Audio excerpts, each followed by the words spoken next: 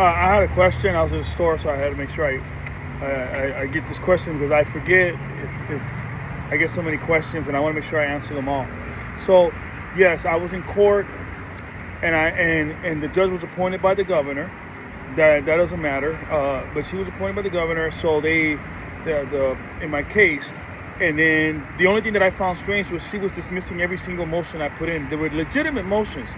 Now, there's nothing wrong with her dismissing my motions, but when she dismissed my motions with prejudice without ever even hearing my case or hearing any motion, and she just throws them out, and no matter what motion I put in, and there were legitimate motions, even though she doesn't like my motion, she could just hear it and dismiss it, but she wasn't doing that. And on the Article 1, Section 13 and 19 says I have due course. Means she has to hear my motion. And then under the 14th Amendment, I have due process. And then, let's keep saying and then, because the next and then is under the 10th Amendment, rights reserved to the people, right? And under the First Amendment, I have a right to be heard. So she's done a few things that were improprieties that I felt were wrong. And I took it, and that's what I'm appealing. The stuff that she did, that I felt she did wrong.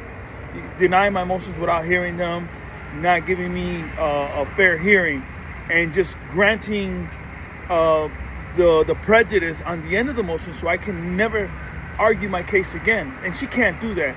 Now, what happens next is if the appellate court says no, I go to the second appellate court, or I take it to federal court. I'm dying to take it to federal court, but there's a process, and you have to follow the rules, the federal procedure rules and the state rules before you take it to federal court. I can't jump ahead, so I'm taking my time doing it, and that's a process.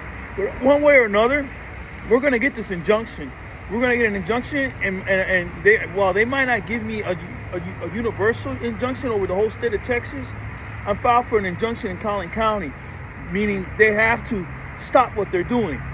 They're abusing Texas property tax rules against the taxpayers. People in Texas are hurting. Families in Texas are hurting, and they're doing this abuse.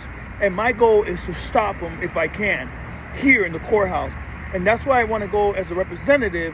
I can do more damage to them and ending this unconstitutional abuse. It's an abuse, whether you believe it or not, what they're doing to us.